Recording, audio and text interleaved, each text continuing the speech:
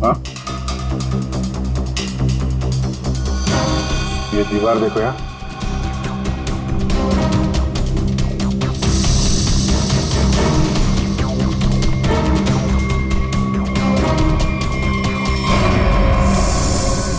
Paint भी ताजा है।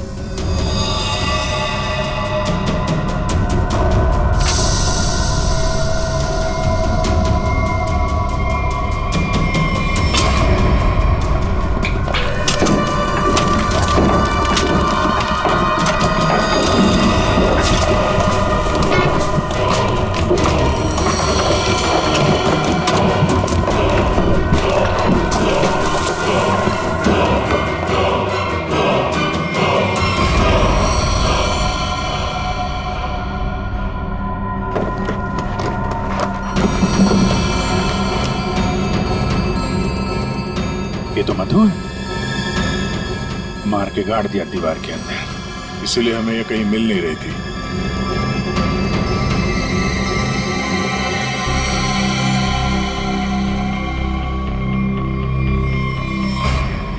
सर, इसे भी हथौड़े से मारा। इसके सर पे भी वैसी ही चोट है जैसे करण के सर पे थी। यार ये जो कुछ भी हुआ है कल रात 8:30 बजे के बाद ही हुआ है।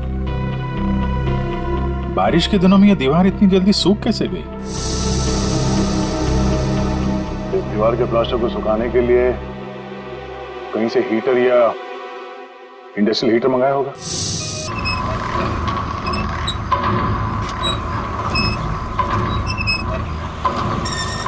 ओह माय गॉड यार, ये जगह कितनी सुंदर है। वाओ, कितनी अच्छी जगह है ये।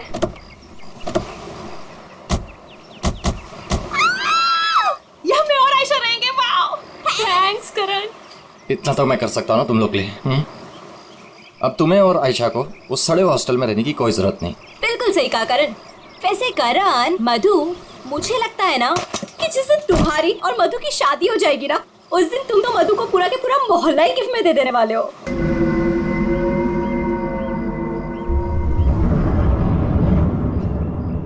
लगता है सामने वाले घर में कोई रहता है।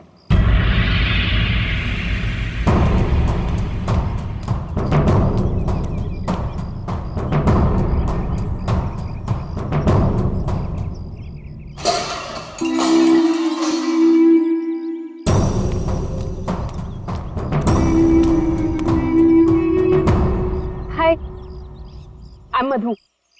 ये आयशा, हम आपके पड़ोसी हैं। हाय। और आप? मैं सामने के घर में रहता हूँ अपनी माँ के साथ। मेरा नाम विनय है और वो खाना अच्छा बनाती है। अब वो कौन? मेरी माँ खाना अच्छा बनाती है। तुम कौन हो?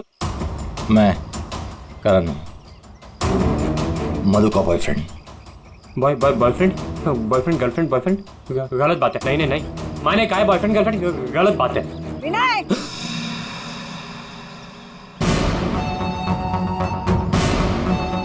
घर में चलो। कितनी बार मना किया है कि अजनबियों से मत बात किया करो। आ रहा हूँ ना। देखो वो मेरी माँ है, उनको नमस्ते करो। अरे नमस्ते करो उनको।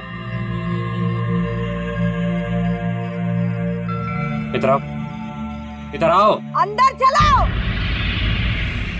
आ रहा हूँ। सुनो, 8 बजने से पहले घर के अंदर चले जाना, ठीक है? क्योंकि 8 बजने के बाद ना वो आ जाता है। वो कौन है? मरमन।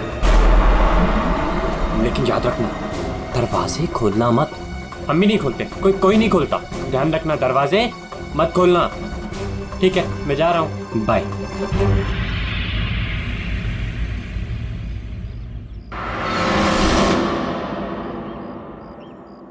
दिमाग खराब है इसका यार। इसकी माँ से बांध कर क्यों नहीं रखती है? क्योंकि उसकी माँ भी तो उसकी तरह अजीब ही है एक्चुअली। चलो सामान रखते हैं। यू आर ऑलराइट ना? या, आई एम फाइन।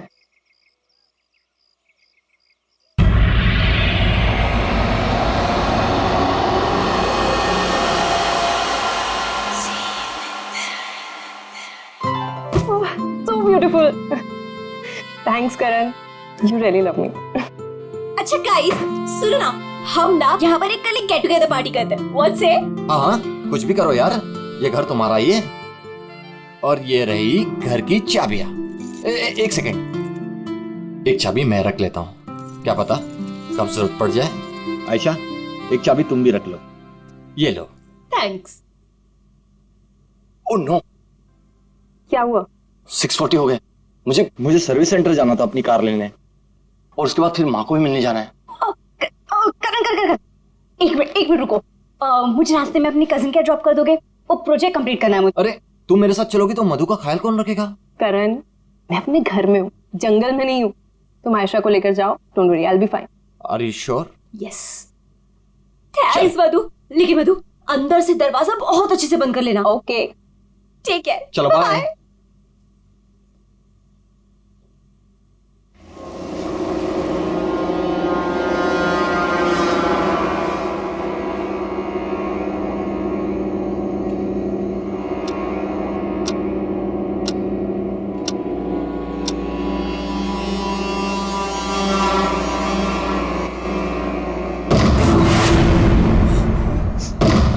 कौन है?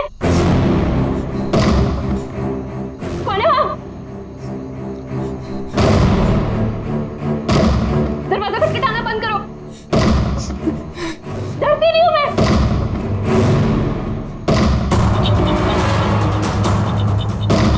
क्या करूं? करण को फोन कर।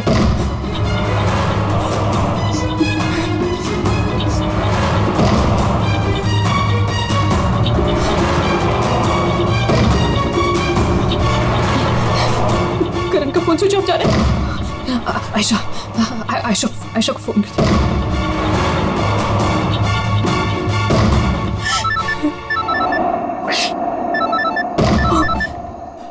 अब क्या करूं? अंधेरा करती हूँ।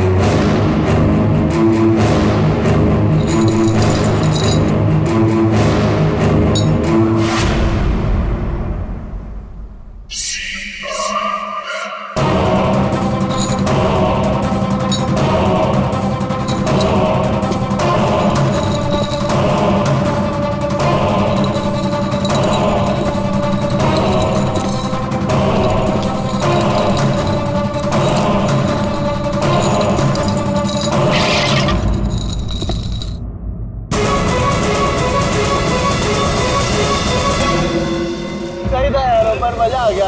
कल रात को तो क्या मस्ती मारी यार। अरे पूछो मत यार, मजा आ गया था बहुत। बस रोक दो यार, थैंक यू। अरे मधु ना आज मेरी जान ही ले लेने वाली है। एक तो मैं अपना फोन भूल गई, रात को घर भी नहीं आई।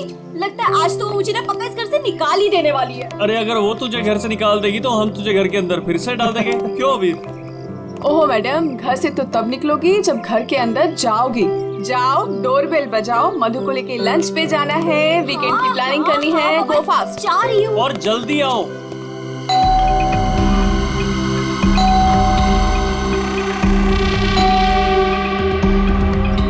लगता है ना मैडम अभी तक सो रही है, दरवाजा ही नहीं खोल रही है। आयशा, तेरे पास इस घर की एक्स्ट्रा चाबी है ना?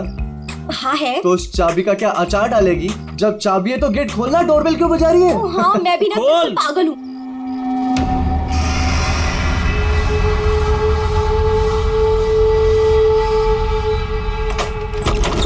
मधु, अरे मधु कब तक सोएगी? उठ मधु, मधु, मधु, अरे उधर देखो यार।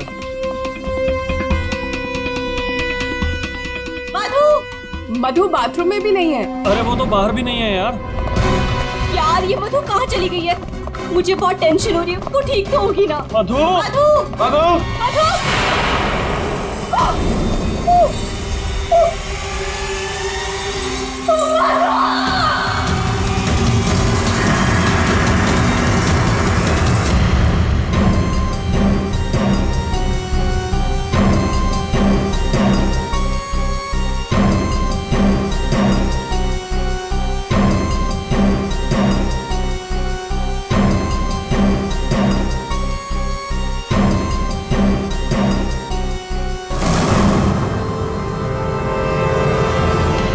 अभिजीत, इस हथौड़े से जिस पर भी वार किया गया होगा ना, लगता नहीं वो जिंदा बचा होगा। सर मगर लाश कहाँ है? उन्हीं लाश ले गया और ये हैमर यहीं छोड़ गया। और हथौड़ा भी ऐसा जिस पर कहीं कोई फिंगरप्रिंट के निशान नहीं। और सर यहाँ पे तो कोई तोड़फोड़ भी नहीं मची हुई है, सब चीज अपने जगह पे। और दरवाजे का लॉक भी सही सलामत है, कोई फोर्स एंट्री नहीं है। और मधु के दोस्त भी बता रहे थे जब वो लोग अंदर आए तो ये दरवाजा खुला हुआ था। शायद खूनी के पास डुप्लीकेट चाबी होगी। दरवाजा खोल के अंदर आया, मधु के सिर पे हथौड़ा मारा और गया। मगर यहाँ खून के छींटे भी नहीं दिख रहे। हथौड़ा मारा तो खून तो बहना चाहिए ना। शायद खून साफ कर दिया होगा। सिर्फ मधु ही यहाँ पे थी या कोई और भी था? नहीं सर, मधु इस घर में अकेली थी। इस घर की चाबी और किस किस के पास रहती है? सर ये सवाल आपको करण से पूछना चाहिए सर। क्यों? करण से ही क्यों? करण ने ये घर आयशा और मधु के लिए लिया था, तो सर एक चाबी करण के पास भी थी। मधु और आयशा के लिए करण ने घर लिया था, क्यों? मधु करण की गर्लफ्रेंड थी सर। कल रात आयशा तुम कहाँ थी?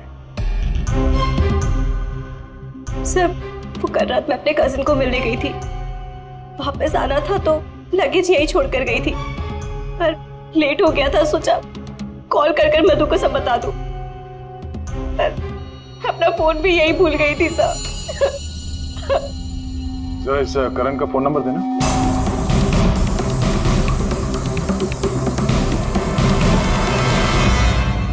Sir of. वो मेरे पास उसकी मम्मी का नंबर है। कल करण जब मुझे कजिन के यहाँ छोड़ने गया था तो कह रहा था कि वो घर जा रहा है मम्मी के पास।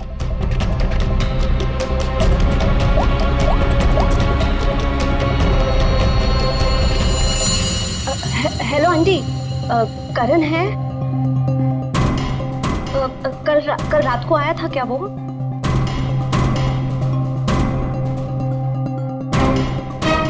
नहीं आंटी, कुछ नहीं। हो सकता है मधु के यहाँ गया हो। मैं आपको बाद में कॉल करती हूँ।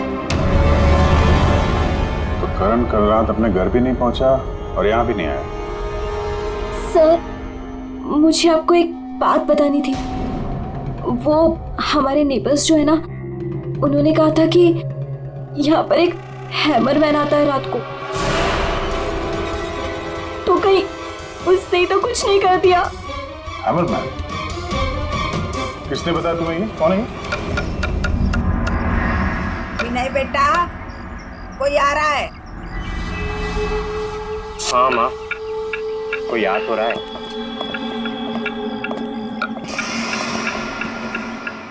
सब्जी काट रही है या लकड़ी काट रही है? काट वहाँ रही है, आवाज यहाँ तक आ रही है। यमोला जी, आपने कल इनसे हैमरमैन के बारे में कुछ बोला था क्या? आप ऑफिसर है, उस घर में कुछ हुआ है क्या? जी हम लोग सीआईडी से। उस घर में क्या हुआ ये बाद में बताएंगे। पहले आप लोग ये बताइए, हैमरमैन कौन है? क्या बता रखा है इन लोगों को आपने? नहीं है वो सच में। रोज शाम को आता है और हैमर से दरवाजे और खिड़कियों पे ठोकता है। आप देखिए ना, वो उधर निशान बने। कल भी आया था रात को 8:30 बजे। सामने के घर में ठोक रहा था। इसीलिए मैंने पूछा कि उस घर में कुछ हुआ है क्या। आपने हैमरमैन को देखा? देखा है। आपने हैमरमैन का चेहरा देखा? हाँ देखा है। कैसे दिखता है वो मास्क पहनता है। अच्छा, कल रात भी कुछ हुआ था? कुछ देखा है, सुना है आप लोगों ने? हाँ हाँ देखा था।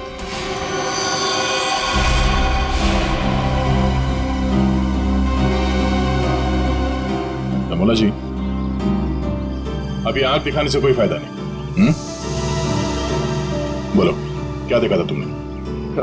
कल रात 8:30 बजे मैंने खिड़की से देखा कि बस फिर मैंने नहीं देखा, माँ ने खिड़की बंद कर दी। एक आदमी और एक औरत। वो आदमी तो करण हो सकता है। और सर वो औरत? करण की कोई साथी? दोनों अंदर गए, मधु का खून किया और लाश लेके पीछे के रास्ते से निकल गए। एक बार पीछे की तरफ देख लेते हैं। आप लोग यहीं पे रुकिए। पूर्वी, इनसे हैमरमैन का स्केच बनवाओ। पीछे के दरवाजे से वही घुसेगा जिसे अपने पड़ोसियों की नजरों से बचना होगा। वो नहीं होगा जो मधु को लेकर निकल गए।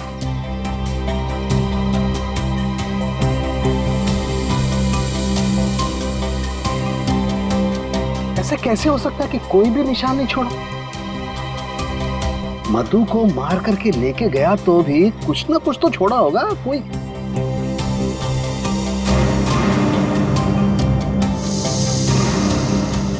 एक मिनट, ठीक है।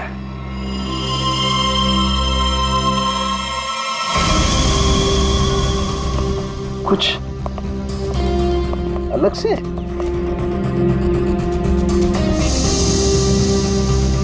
नहीं, मिट्टी यहाँ पे।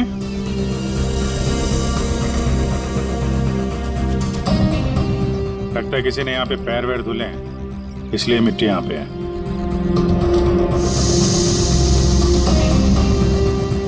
अभिजीत, ये मिट्टी में जो है ये बहुत खास है। ये देखो, इस मिट्टी में एल्गी है।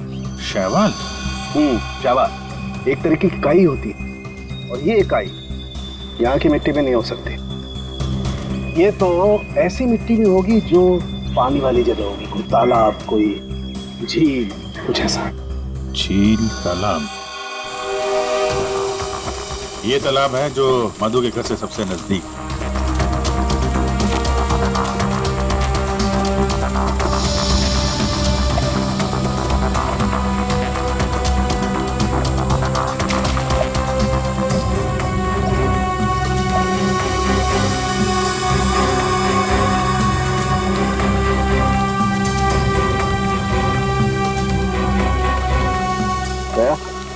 अभिजीत, ये देखो, यही कीचड़ वाली मिट्टी उस मधु के घर में, इसमें भी वही एल्गी है, वही काई। तब तो ये मिट्टी अपने आप तो नहीं आई होगी ना, कोई ले गया होगा यहाँ से। अरे यार पंकज, जो आदमी इस तालाब से मधु के घर गया होगा उसके जूते के साथ चली गई मिट्टी। अब गया तो वही होगा जिसके पास मधु के घर की चाबी थी।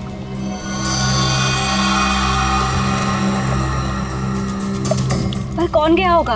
अब चाहे वो हैमरमैन हो या फिर कोई और। हैमरमैन? ये हैमरमैन ने किया है क्या?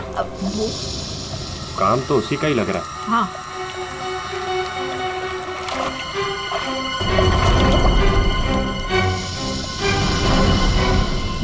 हाँ,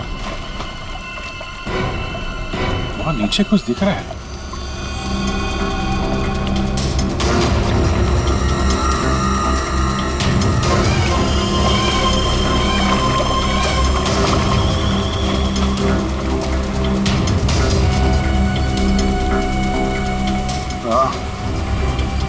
कुछ है तो सही वहां पर। डाइवर्स को बुलाते हैं। और ट्रेन भी।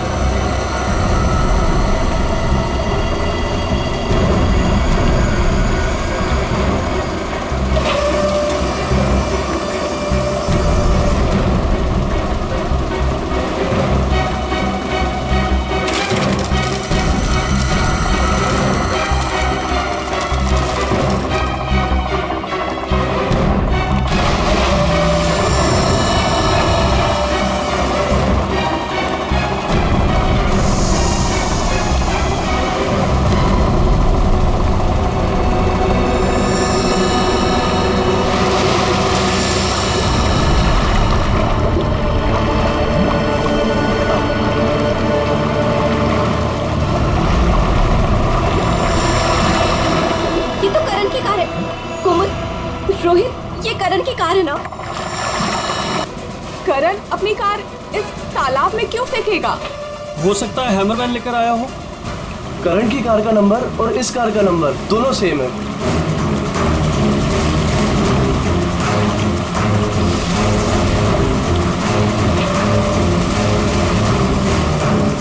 लेकिन ये कार यहाँ आई कैसे होगी?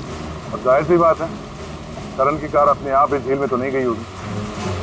और कल करण ने आयशा से कहा था ना कि अपनी माँ के घर जा रहा है, तो अपनी माँ के घर तो नहीं गया, मधु के घर गया। मधु के घर की चाबी भी थी उसके पास। लगता है ये करण ही हैमरमैन हो। ये हैमरमैन के साथ मिलके उसने मधु का फोन कर दिया, लाश इसमें डाल दी और कार पानी में फेंक दी। आप लोग यहीं पे रुकिए।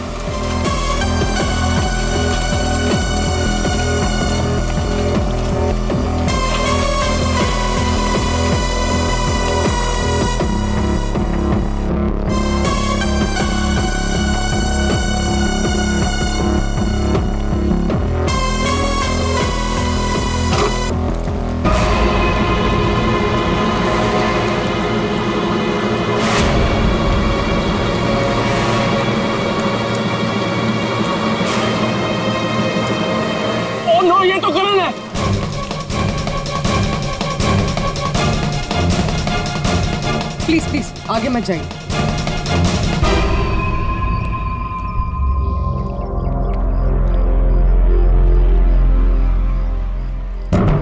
खोपड़ी बुरी तरह से टूट गई है, किसी भारी चीज से वार किया है। थोड़े से ही मारा होगा, हैमरमैन ने मारा है। सर मतलब हैमरमैन ने करण को मारकर लाश गाड़ी में डाल दी और गाड़ी तालाब में फेंक दी।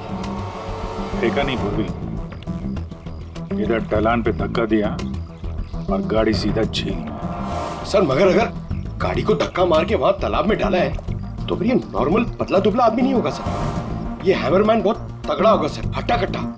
या फिर दो लोग होंगे। अब ये करण तो मिल गया, मधु को ढूंढना है।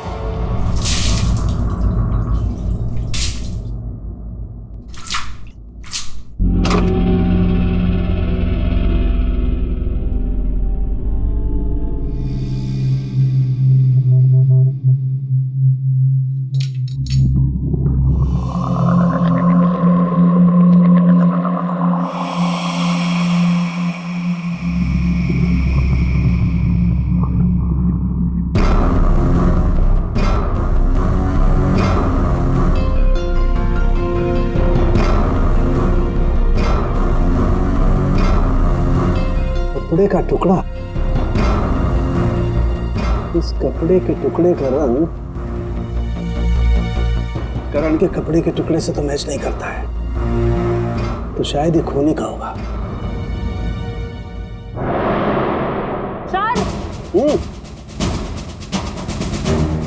क्या होता है? सर इस कपड़े के टुकड़े के अलावा और भी ऐसा कुछ है जो हमें बहुत कुछ बता सकता है।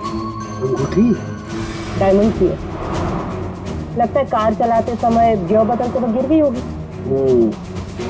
तो ये लड़की कार चला रही होगी तो तारिका कार चलाने वाला इस मेरे को भी जरूर एडजस्ट तो करता ही होगा ना, क्या बोलती? सही बात।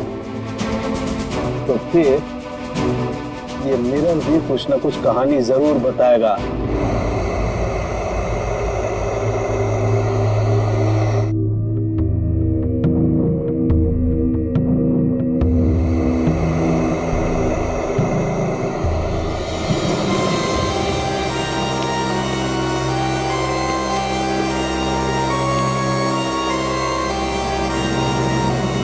शीशे के बाल सुखा रहे हैं क्या? पूरा शीशा सुखा रहा हूं। जब ये सूख जाएगा ना बहुत कुछ बोलेगा, लेकिन फिलहाल ये करण ने और अंगूठी ने जो बोला है वो सुन लीजिए। इस हथौड़े पर जो खून लगा है ना, बस ये करण के खून से मैच होता है। मधु के घर में करण की ही हत्या हुई। और सर ये हीरे की अंगूठी मिली हमें उस गाड़ी में से, ड्राइवर सीट के नीचे पैरों के पास। ये अंगूठी? ये तो मधु की है। हाँ सर, हमने मधु के घर से उसके कुछ फोटोग्राफ्स लिए थे, उसमें मधु ने यही अंगूठी पहन रखी। इसका मतलब वो कार झील तक मधु चला कर लाई और इसीलिए वहां मोटी कार में गिर गई। तो क्या करण का खून मधु ने किया? नहीं दिया, मुझे नहीं लगता। ये चक्कर कुछ और ही है। अगर ये अंगूठी मधु रेगुलरली पहना करती थी तो इतने आसानी से उंगलियों से निकलेगी ही नहीं ना। वो गिरेगी ही कैसे? वो तो जरूर वहां पर जानबूझकर डाली गई थी ताकि सारा शक मधु पर जाए और हम मधु के आसपास ही घूमते रहे। और सर मधु का भी अभी तक कुछ अता पता है नहीं। लो भाई, इस शीशे ने भी मुंह खोल दिया है। ये देखिए, इस पर बहुत सारी उंगलियों के निशान हैं। मधु यहाँ पर है नहीं, वरना उसकी उंगलियों से मैच करके देख। कोई बात नहीं सर, जब मधु मिल जाएगी तो मैच कर लेंगे। काम करते हैं, 7 बजे से लेकर 9 बजे तक ये करण कहाँ कहाँ था इसके डिटेल्स निकालते हैं। अपने आप सब कुछ पता चल जाएगा। तो करण का सेलफोन डेटा जो हमें मिला उससे ये पता चलता है कि करण और आयशा 6:44 पर मधु के घर से निकले थे और उसके बाद 7:15 पर करण ने आयशा को ए ब्लॉक पालिन चौक ब्लू पार्क पे ड्रॉप किया था और वहां से करण को जाना था अपनी माँ के घर बराली, लेकिन वहां ना जाकर ये वापस मुड़ता है और मधु के घर की तरफ आता है और उसी रास्ते में 5 किलोमीटर तक जाने के बाद सर करीब 7:30 बजे जेसी मार्केट फुलवाड़ी में वो रुकता है और यहाँ पे एक और नंबर आके उससे मिलता है सर और ये नंबर करण के साथ करीबन 10 मिनट तक रहता है और उसके बाद वो नंबर गायब हो जाता है और वहां से करण मधु के घर पहुंचता है 8 बजे और 8:40 पर उसका फोन बंद हो जाता है। दूसरा नंबर किसका है जो करण से जेसी मार्केट में मिला था? सर रोहित का। रोहित, तुम करण का खून होने से पहले उससे मिले थे पूरे 10 मिनट के लिए, क्यों? सर मैं अपने दोस्त की मौत से बहुत ज्यादा डरा हुआ था सर, और मुझे समझ में ही नहीं आ रहा था कि मैं कैसे रिएक्ट करूं, क्या बोलूं। वो तो अचानक से उस दिन मैं उसे जेसी मार्केट में मिला, मैंने सडनली उसे वहां देखा। अरे करण!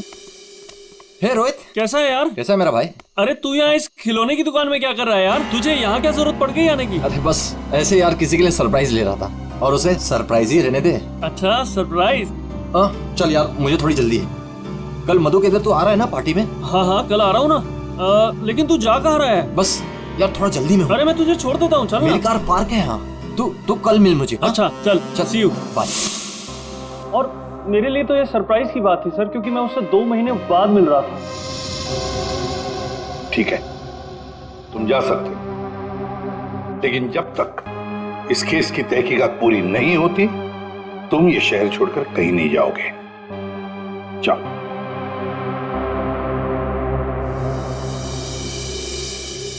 बड़ी अजीब बात है, ये करण अपनी मां से मिलने जाता है लेकिन वहां नहीं जाता है खिलौने की दुकान में। क्यों? तो फिर क्या खरीदता है वहां पर और किसके लिए? उसने वहां से जो कुछ भी खरीदा होगा वो लेकर वो सीधे मधु के घर गया। तो कहीं उसने वहां से ये मास्क तो नहीं किया? और वहां से वो मधु के घर पहुंच गया जहां पे हैमरमैन उसका इंतजार कर रहा था, जिसने खून कर दिया उसका। अब ये तो कुमुद ही बता सकती है। कुमुद? सर आखिरी बार करण की बातचीत फोन पर कुमुद से हुई थी और विनय ने भी बताया था सर कि उस रात हैमरमैन के आने से पहले घर के बाहर उसने गाड़ी के हेडलाइट पे 2 लोगों को देखा था सर, एक लड़का और एक लड़की। और उस लड़की के हाथ में कुछ ऐसा था जो चमक रहा था। सर कुमुद के हाथ में भी एक ब्रेसलेट है, वही चमक रहा होगा। ये कुमुद और करण होंगे घर के बाहर।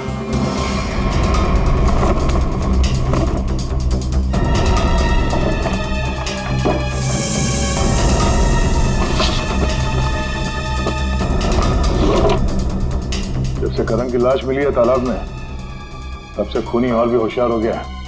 सर लगता है ये टीम बहुत छोटी है सर, कुमुद, मधु और ये हैमरमैन। लेकिन ये हैमरमैन मिले तो सही, अभी तक तो सिर्फ उसका हैमर ही मिला है तो उसने हमारे लिए छोड़ा है। मैन तो गायब ही है। सर ये कुमुद तो भागने की तैयारी से घर से निकली, सारे कपड़े लेकर भागी और उसका मोबाइल भी स्विच ऑफ आ रहा है। अरे ये कहां से आ गए यहाँ पे? कौन कहां से आ गया? ये देखो, इसका मतलब है ये कुमुद रमोला और विनय को पहले से जानती थी। एनवेलप पे डेट पिछले महीने की है और ये कुमुद बोल रही थी कि ये रमोला और विनय को पहले कभी मिली ही नहीं। तो कहीं ये माँ बेटे रमोला और विनय इस पूरे साजिश में शामिल तो नहीं? मिलते हैं माँ बेटे से।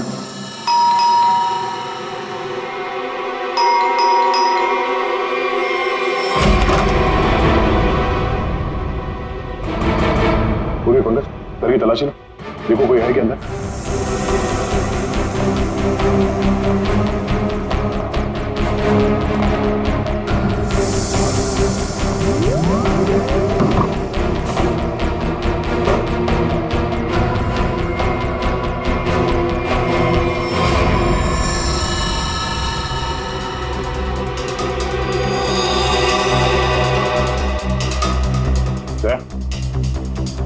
हाँ? ये दीवार देखो यार,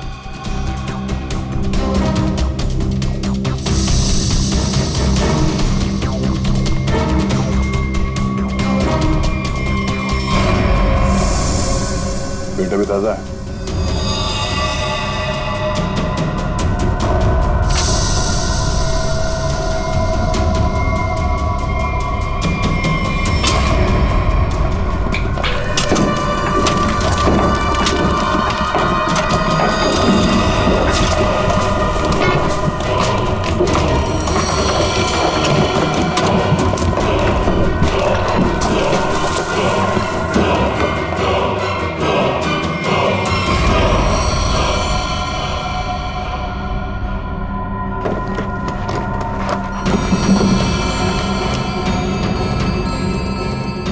ये तो मधु मार के गाड़ दिया दीवार के अंदर, इसीलिए हमें ये कहीं मिल नहीं रही थी।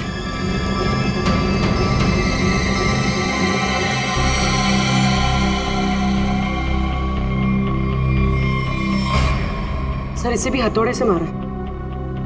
इसके सर पे भी वैसी ही चोट है जैसे करण के सर पे थी। यार ये जो कुछ भी हुआ है कल रात 8:30 बजे के बाद ही हुआ है। बारिश के दिनों में ये दीवार इतनी जल्दी सूख कैसे गई? इस दीवार के प्लास्टर को सुखाने के लिए कहीं से हीटर या इंडस्ट्रियल हीटर मंगाया होगा। सर अभी यहाँ पे रास्ते पे मोड़ पे मैंने एक वो जो इंडस्ट्रियल इक्विपमेंट भाड़े पे देते ना सर, उसकी दुकान देखी थी सर। जाके पता करो। वो नहीं है बहुत चालाक, अच्छी प्लानिंग कर रखी थी।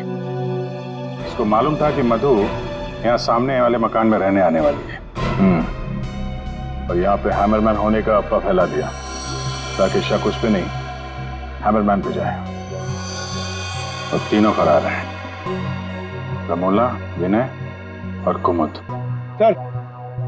सर मैंने इंडस्ट्रियल हीटर के सप्लायर के बारे में पता किया। इनको रमोला और विनो के बारे में पता है, इन्होंने ही सप्लाई किया था वो हीटर।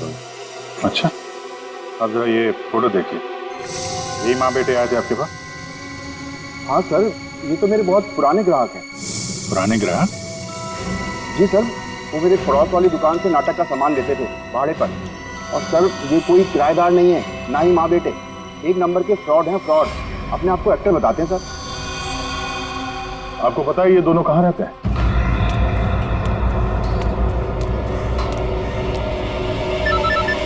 तो निकल, मैं मिलता हूँ। हाँ चल मिलते हैं।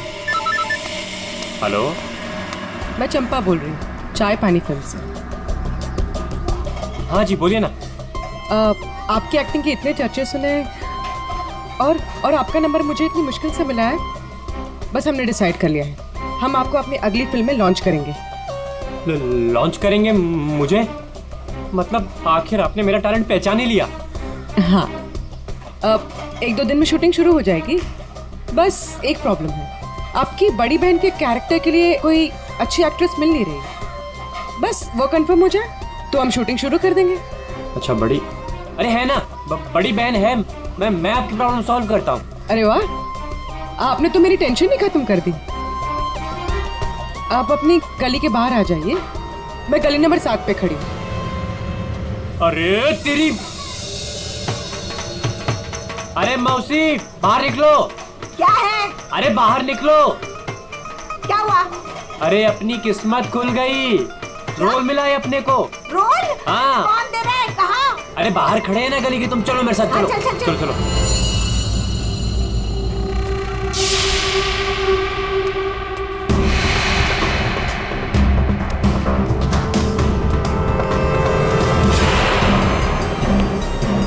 CID? हाँ CID। कहाँ जा रहा है? अच्छे मुजरिम का किरदार तो तुम लोगों ने निभा लिया, अब जरा एक अच्छे गवाह का किरदार भी निभाओ। अब ये बताओ कि कुमुद कहाँ है?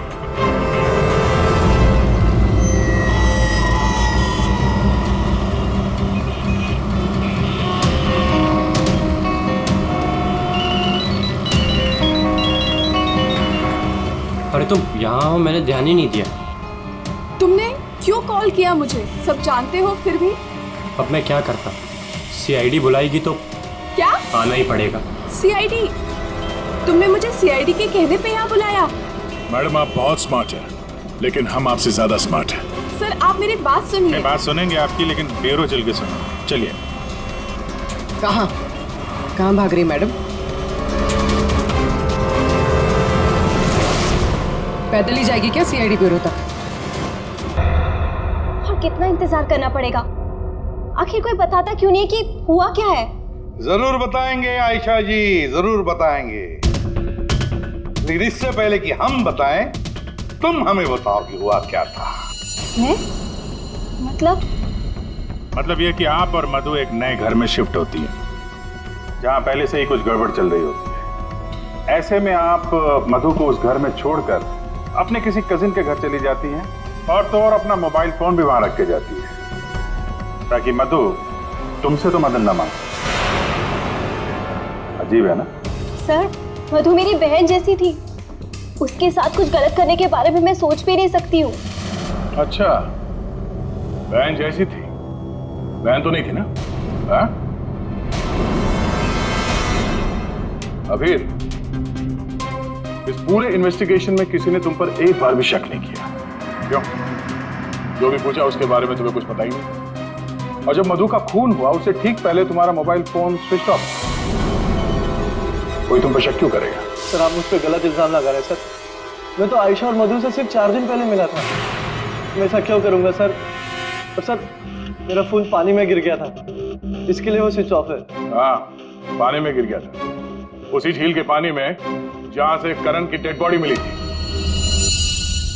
सर ये सारा प्लान तो विनय और अमोला ने सेट किया था। पैसों की लालच में ये दोनों इतना गिर गए कि इन्होंने अपने हाथ खून से रंग दिए, मधु को दीवार में चुनवा दिया, और सर अभी भी यही आलाप राग रहे हैं कि हमने कुछ नहीं किया। सच में हमने कुछ नहीं किया है।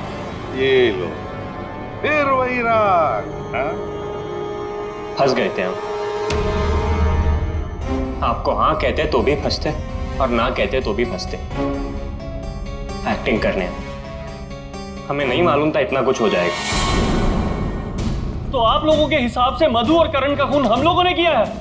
उन दोनों का खून तुम लोगों ने नहीं किया है, उन दोनों का खून किया है हैमरमैन ने, और वो हैमर हमारे पास है।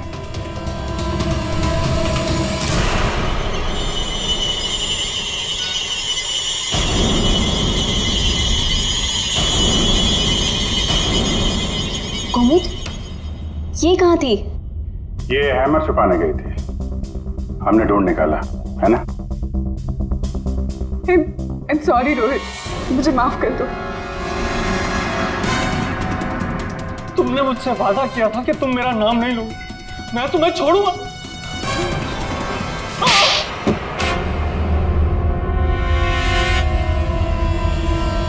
हाँ मैं हूँ हैमरमैन। क्यों मारा तुमने उन दोनों को? वो दोनों तो तुम्हारे दोस्त थे ना? कोई दोस्त नहीं, कोई प्यार नहीं, वो दोनों धोखेबाज थे। मधु 5 साल से मेरी गर्लफ्रेंड थी और 5 मिनट में उसने मुझे लात मार दी उस करण के लिए। जानते हैं क्यों? क्योंकि उसके पास पैसा था और उसी समय मैंने डिसाइड किया कि मैं उससे बदला लूंगा, उन दोनों से। तुमने इसका साथ क्यों दिया? मैं रोहित से बहुत प्यार करती हूँ, मुझे उसका साथ देना पड़ा। तैयारी तो तगड़ी कर रखी थी तुमने। 3 महीने से प्लान कर रहा था मैं उन दोनों को एक दर्दनाक मौत मारने की। बस इंतजार कर रहा था। 3 महीने का इंतजार? किस चीज के लिए? सही वक्त का इंतजार। और वो सही वक्त तब आया जब मुझे करण ने मधु के लिए घर ढूंढने के लिए कहा और उसे मैंने ये वाला घर दिला दिया और उसके बगल वाला घर मैंने कुमुद के नाम से रेंट पर ले लिया और वहां इन दोनों घोचुओं को रखा, इन बेवकूफों को। और हैमरमैन बनने का प्लान बनाया। बन गए हैमरमैन ताकि तुम पर कोई शक न करे। हाँ, मानना तो मैं करण को भी चाहता था, लेकिन उस रात नहीं। उस रात मैं सिर्फ मधु को मारने आया था। मैं हैमरमैन बनकर मधु के घर में घुस गया।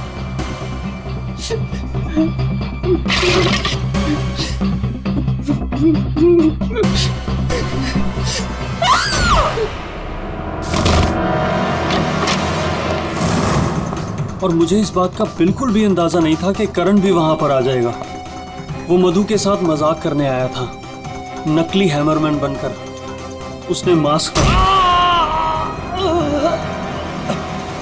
जब मैंने उसे मार दिया तब मुझे पता चला कि वो दरअसल करण ही था। मैंने कुमोद, रमोला और विनय की मदद से दोनों लाशों को ठिकाने लगा दिया। रोहित जी, ये हथौड़ा हमें ना भी मिलता ना तब भी तुम बच नहीं सकते थे, क्योंकि करण और मधु ने मरने के बाद भी हमें बताया कि खूनी तुम हो।